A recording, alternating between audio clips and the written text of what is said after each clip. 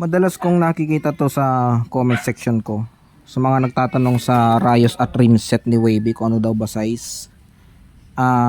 Unahin natin dito sa rim. Siyempre 17. Ang size nito front and rear is broken size. 1.4 sa atras, 1.2 naman sa abante. Ayan. Siyempre super drag rim yan. Isa sa pinakamatibay na rim mga boss.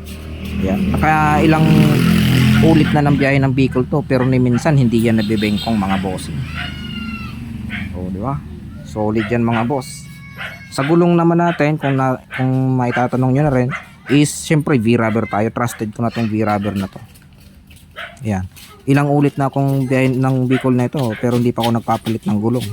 Makapal pa yan, oh. V-rubber. Ang size naman nito, ayan, 50-100.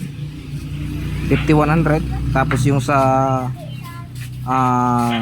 atras nito 60-90.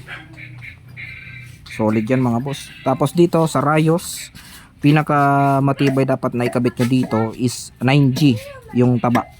9G tapos 184 yung haba. Tapos sa hulihan sa atras is 9G din by 157. Sa 157 mga boss, hindi mo na kailangan magtabas pa ng rayos niyan. Saktong sakto na yan. 100% fit na fit. Okay? Yan. Tapos sa alignment naman niya, sa unahan, lahat yan dapat paloob. Paloob dapat yan lahat. Kasi kung palabas yan, sasabit yan sa caliper. Lalo na kung ikaw ay naka tawag doon formula or mga Brembo na caliper, sasabit yan sa rayos. Ayan. Tapos ang gamit ko ditong disc is yung pang XRM na bowl type. Ayan. Sa mga interesadong gayahin din ng setup ni Wavy, mayroon akong nakikita ditong sa TikTok ng mga nagbebenta, so ilagay ko na lang dyan sa yellow basket mga bossing.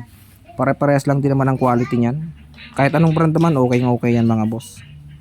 Ayan. So shoutout sa inyo mga boss. Salamat sa inyong pag-comment. At sa mga katanungan pa, mag-comment lang kayo dyan sa ating comment section. Sasagutin natin yan lahat-lahat sa abot ng aking makakaya mga boss.